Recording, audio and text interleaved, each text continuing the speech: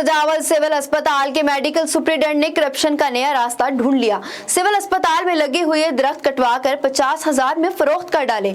मिली हुई रकम को हॉस्पिटल के अकाउंट में डालने के बजाय अपनी जेब खर्ची बना डाली, जिस पर शहरियों ने सख्त बरहमी का इजहार करते हुए कहा कि मुल्क में दरख्त लगाए जा रहे हैं, मगर सिविल अस्पताल के मेडिकल सुप्रिंटेंडेंट ने लगे हुए दरख्त कटवा कर फरोख्त कर लिए। सिविल हॉस्पिटल में अद्वियात का फुकदान है, 1 माह से जनरेटर भी बंद है और ऑपरेशन थिएटर भी बंद। मेडिकल सुप्रिंटेंडेंट अस्पताल में आने वाली बजट करप्शन की नजर कर रहा है। सख्त गर्मी में जनरेटर बंद होने की वजह से मरीज सख्त परेशान।